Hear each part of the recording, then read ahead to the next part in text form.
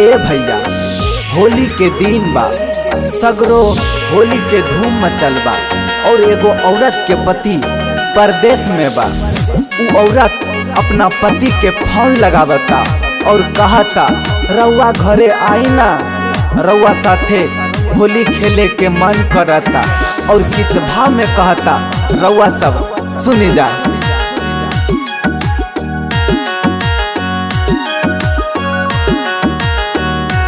राजा होलिया में काहे नैखो घर आवता, राजा होलिया में काहे नैखो घर आवता।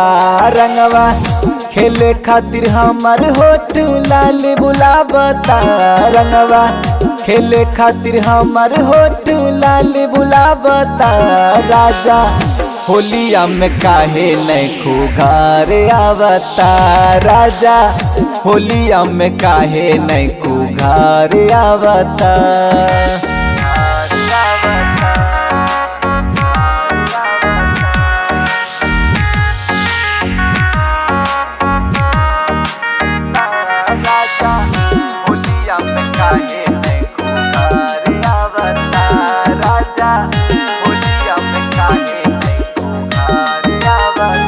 रहिया निहारे हरदम दुआरा पे आई के, अगिया बुझा द हमर रंगवा लगाई के, रंगवा लगाई। हे राजा आई ना। रहिया निहारे हरदम दुआरा पे आई के, अगिया बुझा द हमर रंगवा लगाई के, रंगवा लगाई। पिछला साल वाला होली बाड़ी याद सतावता, पिछला साल वाला होली बाड़ी याद सतावता। राजा होलिया में काहे नैखो घर आवता, राजा होलिया में काहे नैखो घर आवता।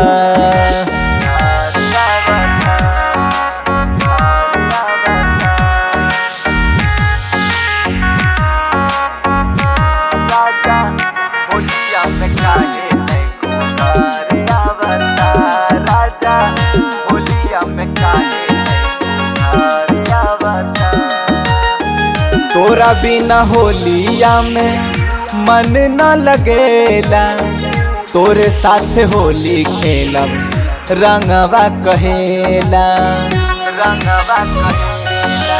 हाँ हाँ हाँ, तोरा बिना होलिया में मन न लगेला, तोरा साथ होली खेलब रंगवा कहेला, रंगवा कहेला। रंगवा लग बिना हमर अंग अंग रोवता, रंगवा लग बिना हमर अंग अंग रोवता।